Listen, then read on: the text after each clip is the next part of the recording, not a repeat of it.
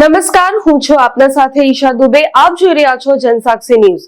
નજર કરીએ આજના મુખ્ય સમાચારો પર.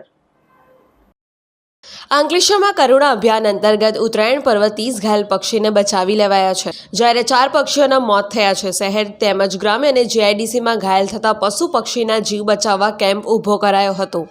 વન વિભાગ દ્વારા જીવદયા પ્રેમી અને વિવિધ સંસ્થાને સાથે રાખી 10 થી 20 જાન્યુઆરી દરમિયાન કરુણા અભિયાન અંતર્ગત ઘાયલ પશુ પક્ષીઓ માટે કેમ્પ ચાલી રહ્યો છે. ગુજરાતમાં ઉત્તરાયણના પર્વમાં પતંગ દોરીથી અનેક અબોલ પશુ પક્ષીઓ ઘાયલ થતા હોય છે, જે અંતર્ગત રાજ્યમાં સરકાર દ્વારા તારીખ 10 થી 20 જાન્યુઆરી કરુણા અભિયાન 2025 હાથ ધરવામાં આવ્યું છે. જેના ભાગરૂપે ભરૂચ અંકલેશ્વરમાં 10 જાન્યુઆરીથી 20 જાન્યુઆરી સુધી કરુણા અભિયાન 2025નો પ્રારંભ કરવામાં આવ્યો હતો.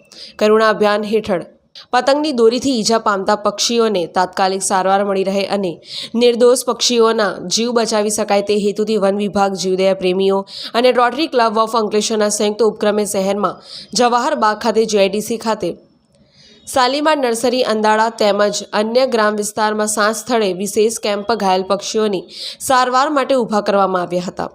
પતંગની દોરીથી ઘાયલ થતા બોલ પક્ષીઓને તાત્કાલિક સારવાર મળી રહે અને તેનો જીવ બચી શકે તેવી વ્યવસ્થા કરવામાં આવી હતી. નમસ્કાર, મારું નામ શૈલેષ વસાવા છે. હું વન વિભાગમાં ફરજ નિભાવું છું. ગઈકાલે 14 જાન્યુઆરી ઉત્તરાયણ નિમિત્તે સિટી એરિયામાં અને જીઆઈડીસી એરિયામાંથી 27 જેટલા પક્ષીઓ આવેલ છે. તેમાંથી 4 જેટલા પક્ષીઓ મૃત્યુ પામેલ છે અને આજે પણ 3 જેટલા પક્ષી આવેલ છે.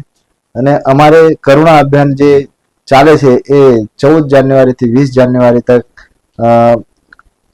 કેમ્પો અને જીઆઈડીસી અને સિટી એરિયામાં ચાલુ છે, જેથી આપણે બધાને અપીલ છે કે કોઈ પણ જગાએ તમને ઘાયલ પક્ષી દેખાય તો તરત અમારો સંપર્ક કરો અને શાલીમાર નર્સરી ખાતે કાં તો જે તે એરિયામાં હોય તે સેન્ટરો છે ત્યાં તમે પહોંચાડો. પિન્ટુ મોદી, જનસાક્ષી ન્યૂઝ, અંકલેશ્વર.